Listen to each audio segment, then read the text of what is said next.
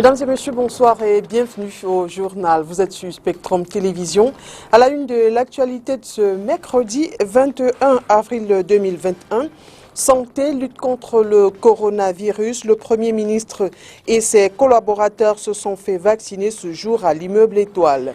L'équipe du programme élargi de vaccination a administré la première dose de vaccin au chef du gouvernement qui a fait le choix entre les 3 vaccins disponibles au Cameroun. Il s'agit de AstraZeneca, Sinopharm et Sputnik. Rappelons que les deuxièmes doses seront prises respectivement 3 mois et 21 jours après les premières. On parlera politique dans ce journal. Un nouveau-né dans la sphère politique camerounaise, la part, entendez Alliance patriotique et républicaine, a été présentée ce jour par son président Célestin Djamène au cours d'une conférence de presse ici à Douala. Contribuer à l'amélioration des conditions de vie des Camerounais et la compétition électorale sont les objectifs visés par cette formation politique.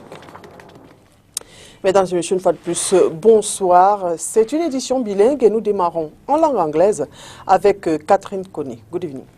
Bonsoir to you, Oyan Donke, and to you viewers. Thanks for joining us once more on another edition of the 8 p.m. Bilingual Newscast on Spectrum Television. As earlier mentioned in our headlines, the members of government led by the Prime Minister, Chief Dr. Joseph Diongute, have taken part in the voluntary vaccination sessions in the fight against COVID-19 pandemic. The session took place at the auditorium of the Prime Minister's office in Yaoundé. Prime Minister Chief Dr. Joseph Diongute was the first to be administered the vaccine in order to encourage Cameroonians to go in for the vaccination exercise. So far, Cameroon has received 3 brands of the COVID-19 vaccines, and each individual has the right to choose any of his or her choice. We now continue in the French language, still talking about the COVID-19 vaccination. Effectivement, Catherine Koné, lutte contre le coronavirus. La campagne de vaccination se poursuit sur le terrain. Hier mardi, à l'hôpital La Quintini de Douala, c'est une forte communauté chinoise qui s'est rendue là-bas pour se faire vacciner. Sur place, nous avons rencontré l'infirmier diplômé d'État Jules Temomo qui revient sur le déroulement de la vaccination contre le coronavirus. Je vous propose de l'écouter. Mais il y a une mobilisation. Il y a une mobilisation, nous avons des registres qui ne font que grimper. Hein. Le personnel se vaccine, franchement. Il n'y a pas de souci. Voilà notre vacciné. Comment ça fonctionne ici dans votre service? Et tout va bien, non? Tout va bien. Tous les matins, tous les jours, ouvrables matin. On vaccine le personnel, on vaccine. Parce que pour le moment, c'est la phase personnelle de l'hôpital. Quel est l'ordre de passage? Mais c'est tous les services. Chaque personnel vient avec son bâche. Et puis il se fait vacciner, c'est tout. On ne peut pas regarder le chiffre, on ne peut pas vous donner les chiffres. Parce qu'on est encore en pleine vaccination. We now talk about something else. The Ministry of Basic Education and that of Public Health have been on the ground since Tuesday, April 20, 2021 to sensitize students on oral hygiene. The campaign started at the Fandena Institution in Yaoundé, where students were taught on how to respect their oral hygiene. Let's get the expectations of the government on the launch of this campaign in the following interview. Commemorating the International Day for Dental Hygiene in the Ministry of Basic Education, to us is a very, very important activity. We want to say in very simple terms that a mouth that is sick cannot be able to sit up and eat and get energy to study. So that is why, under the impulsion of our Minister, Professor Laurent Serge Etudungwa, we of the Ministry of Education, we think that we should put particular interest on health hygiene, because we know the impact that a child who has dental career, the impact that it can have on its performance, and even the ability for the child to attend school on a daily basis. So that is why in the Ministry of Basic Education, dental health has a very primordial role to play. Politique, Alliance patriotique et républicaine en abrégé, APAR est le nouveau parti politique légalisé au Cameroun. Il a été présenté ce jour par son président Célestin Djamène au cours d'une conférence de presse ici à Douala. Les objectifs de cette formation politique sont de contribuer à l'amélioration des conditions de vie des Camerounais et la compétition électorale. Je vous propose dans cet extrait d'écouter le président de l'APAR, Célestin Djamène, est au micro de STV. C'est la loi de 1990 relative à la création des partis politiques. Les partis politiques s'engagent, c'est un engagement, s'engagent à concourir à l'expression du suffrage. Ça veut dire que quand vous vous inscrivez en tant qu'association politique, dans votre ADN, il y a le désir de compétir. On ne dit pas que dans cet espace politique, les textes sont favorables à ceux qui ne sont pas au pouvoir. On dit simplement que quand vous vous engagez en politique, vous avez l'obligation légale, juridique, de compétir. Et d'ailleurs même, pourquoi créer un parti politique si on ne compétit pas? La compétition électorale est dans l'ADN d'un parti politique. C'est pour vous dire que APAR n'est pas dans la lignée de celles ou de ceux qui passent leur vie à boycotter les élections. Si nous voulons changer la société politique camerounaise, nous devons reconnaître, qu'au Cameroun, il y a des institutions. Et parmi ces nombreuses institutions, il y a bien entendu l'Assemblée nationale. Et c'est à l'Assemblée nationale qu'on confectionne des lois. Donc, quand on veut faire pression en tant que mouvement politique, c'est bien sûr dans l'Assemblée nationale, à condition que les acteurs qui ont été mandatés pour cela ne perdent pas de vue la mission que le peuple leur a assignée. Parce que de mémoire, on sait très bien que malheureusement, hélas, beaucoup de députés, beaucoup de maires, beaucoup de conseils municipaux, beaucoup de conseils régionaux, beaucoup de sénateurs, quand ils entrent dans ces instances-là, ils s'embourgeoisent. Lutte contre le commerce des produits contrefaits, une cinquantaine d'acteurs de la société civile tirent la sonnette d'alarme. Au cours d'une conférence de presse ce jour à Yaoundé, ils ont présenté les résultats d'une étude menée sur le terrain, dont voici le résumé dans cet extrait sélectionné pour nous par Olivier Bouzy. La plateforme du commerce équitable regorge à son sein sensiblement plus de 99 associations. Les associations œuvrant dans plusieurs branches d'activité. C'est-à-dire vous avez des associations qui font dans l'électricité, vous avez ceux qui font dans l'eau, vous avez ceux qui font dans plusieurs denrées, enfin, qui apportent leur expertise pour rassurer le consommateur camerounais que certaines denrées alimentaires de mauvaise qualité admises sur nos marchés peuvent être dénoncées. Parce que l'une des forces que les associations de défense des droits de consommateurs camerounais aujourd'hui entre les mains, c'est de pouvoir éduquer, sensibiliser, former et de dénoncer les mauvaises pratiques. Au-delà de cette présence massive des présidents d'associations de défense des consommateurs, nous avons en interne de chaque association aujourd'hui a requis un avocat, a requis des experts capables de nous apporter leur expertise à valoriser les produits Made in Cameroun qui sont misés sur nos marchés.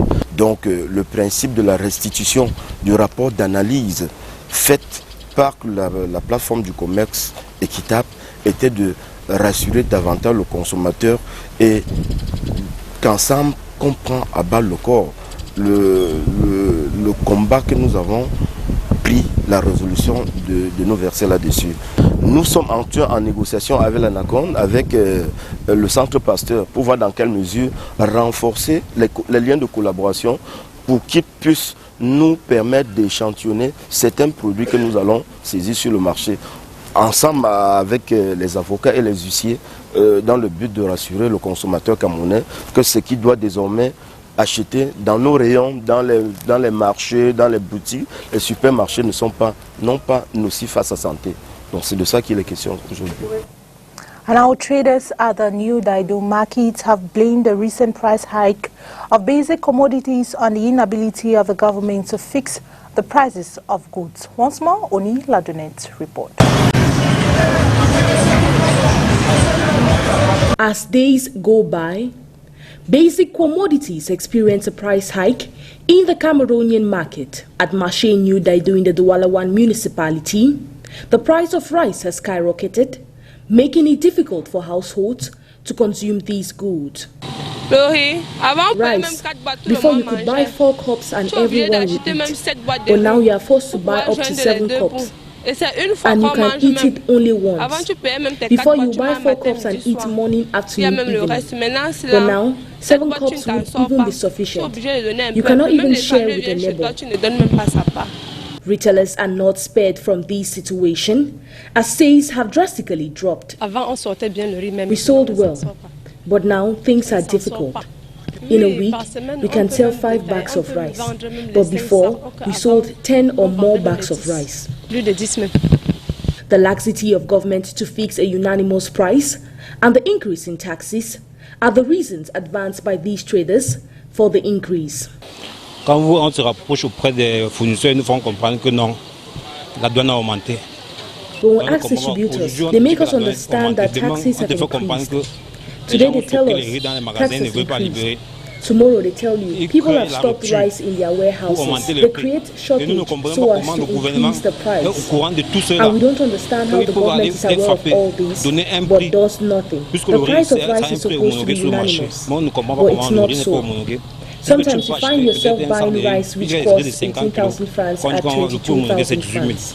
Quand tu arrives sur le marché, tu te rends compte que tu t'en achètes de 18 000 à 22 000.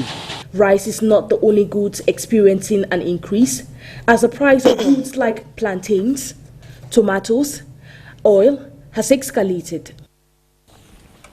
Partage d'expériences entre jeunes entrepreneurs publiant des contenus sur les réseaux sociaux, c'est l'objectif d'une conférence de presse donnée récemment ici à Douala. Organisée par la Makea Production, cet échange entre les journalistes et les membres de la Balou et la Friend Blog a permis de revenir sur les productions des musiques urbaines et la monétisation digitale. Je vous propose d'écouter la Balou et la Friend Blog et la Makea Production. Ils sont au micro de STV. On est venu au Cameroun parce que déjà pour moi c'était une nécessité de découvrir l'Afrique et de le commencer par le Cameroun, ça me tenait à cœur.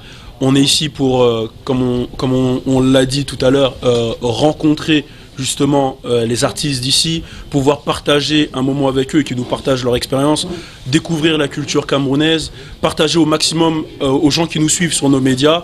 Et il y a pas mal de choses qui sont prévues, rencontrer des entrepreneurs pour pouvoir échanger avec eux, rencontrer des jeunes talents aussi, c'est vraiment ce qui nous tient beaucoup à cœur, rencontrer des jeunes talents qu'on puisse exposer justement dans nos médias et aux médias français. Le programme, c'est d'aller rencontrer des artistes en voie de développement et des artistes confirmés et de permettre à ces artistes d'avoir une visibilité dans les médias français.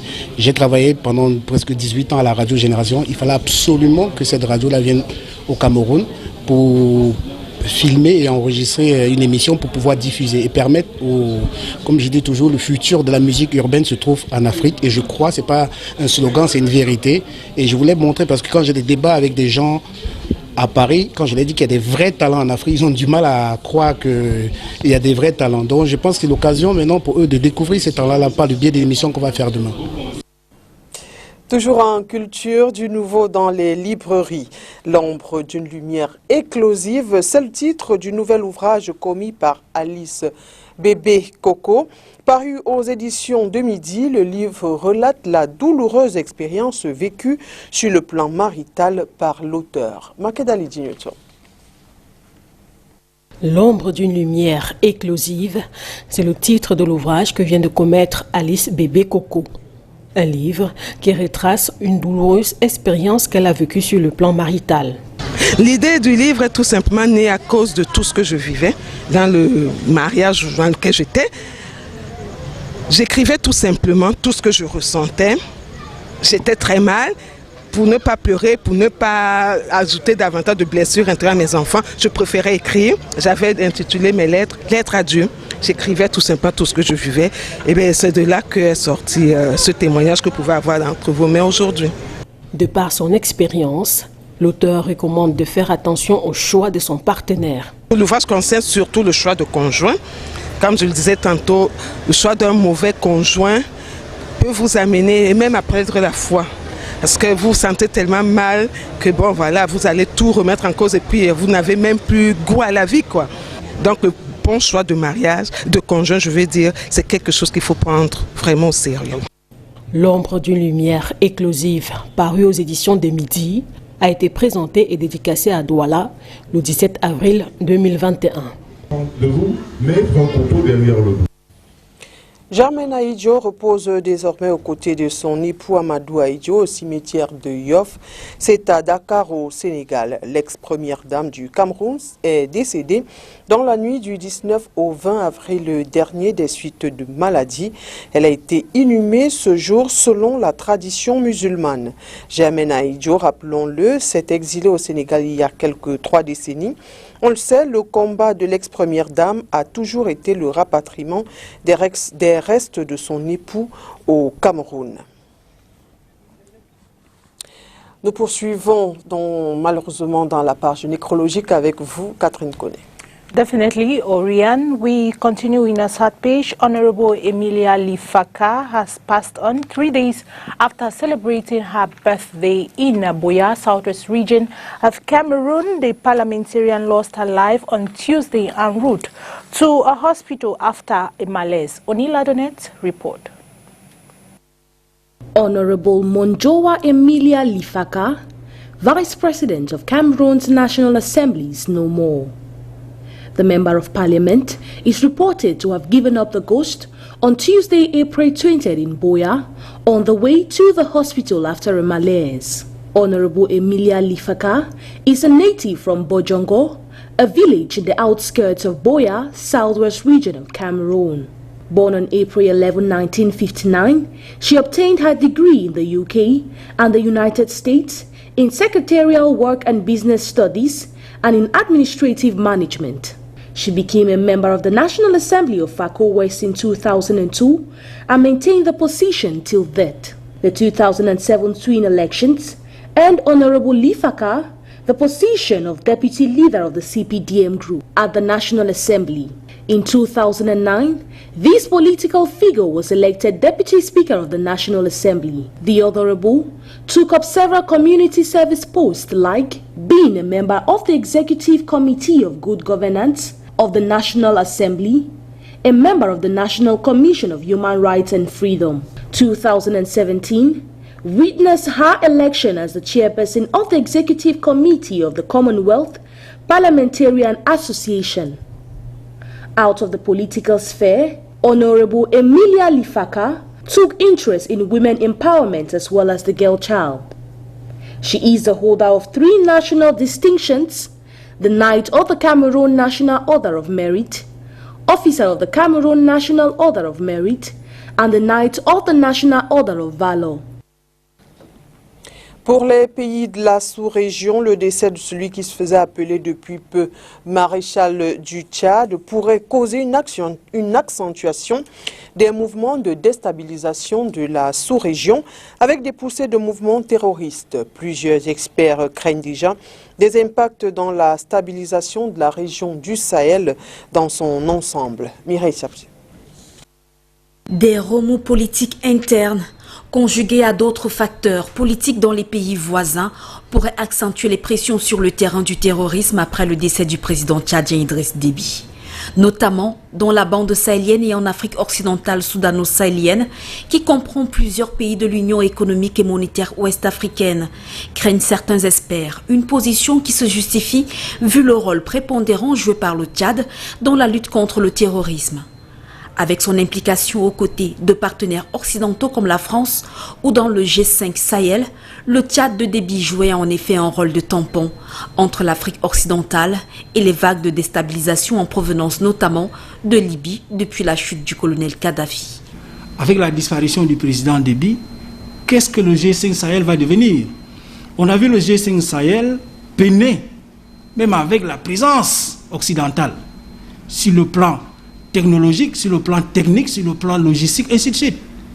Bon, depuis 2-3 semaines, on observe qu'avec l'arrivée du contingent tchadien, il y a comme une accalmie qu'on retrouve progressivement dans la zone.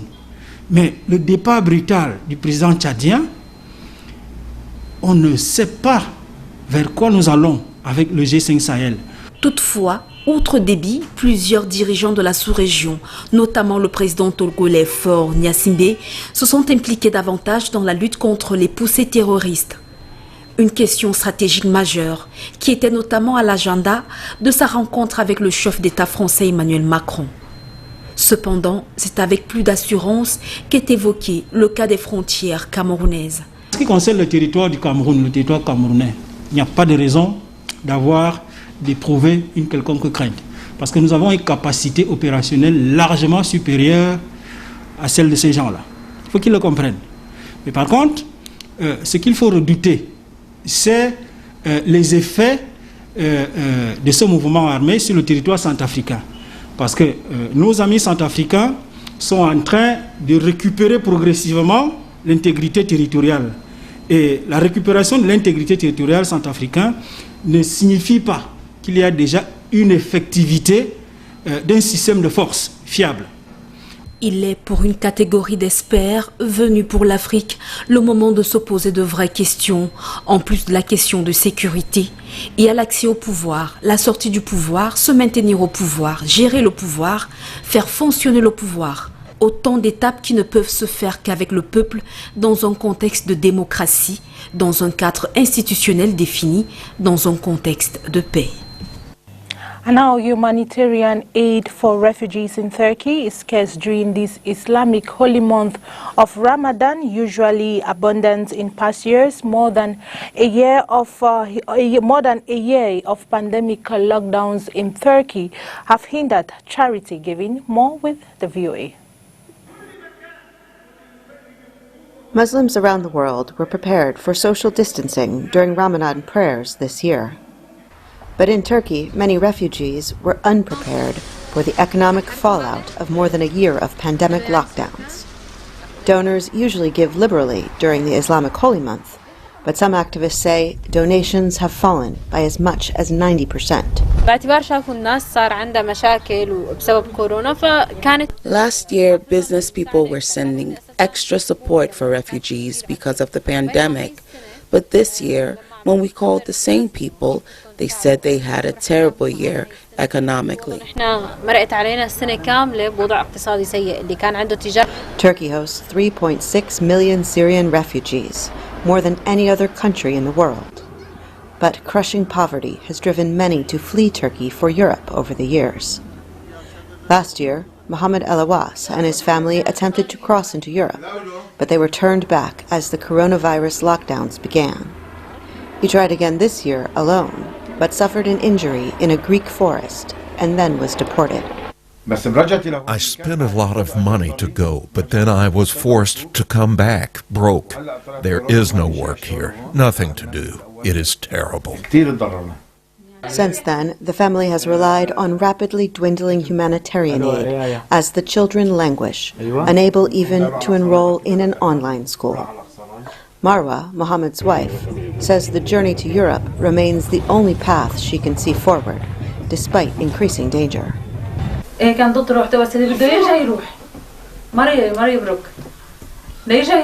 I was against him going again, but he won't give up. He will make another attempt.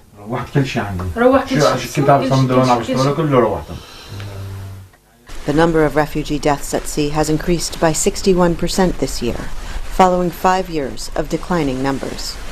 Greek and European authorities have been accused by UN human rights officials and others of violating international agreements by forcing refugees and asylum seekers back to Turkey, often violently. Greece denies breaking any international laws and defends its right to secure its borders. Heather Murdoch, VOA News, Istanbul.